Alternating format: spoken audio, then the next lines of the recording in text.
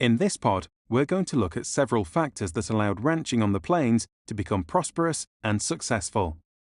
One factor that contributed to ranching was the decline of the great bison herds. It is estimated that there were around 13 million bison in 1840.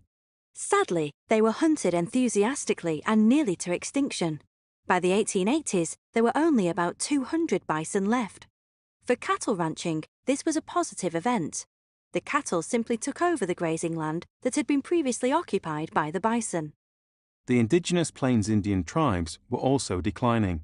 By the time ranching began to spread across the plains in the 1850s and 1860s, many Plains Indian tribes were confined to reservations. These are sections of land which have been kept for the tribes. This meant that they posed little threat to cattle herds. In fact, the tribes were quite the benefit to the ranchers.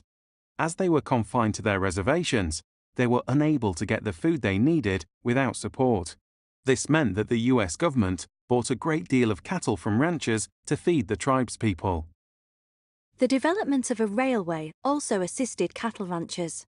Cow towns, such as Abilene, provided jobs and industry, which helped to encourage migration to the western states.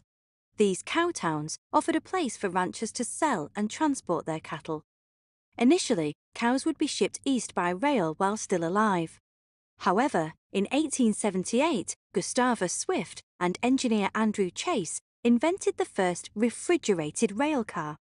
Once implemented, this meant that ranchers could slaughter their cattle before shipping east. This meant less money spent on feeding and caring for the animals in transit and more profit for the ranchers. The demand for beef was huge.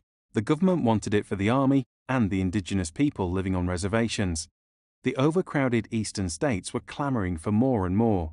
By the late 1860s, it was a seller's market. There was huge money to be made in the industry, and the ranchers who seized the opportunity began to build huge empires. In fact, by 1885, just 35 cattle barons owned 8 million hectares of range and around 1.5 million cattle. Ranching was cheaper than ever before. Charles Goodnight allegedly created the crazy quilt technique. This meant that by buying small bits of land across a wide area, a rancher could effectively control all of it.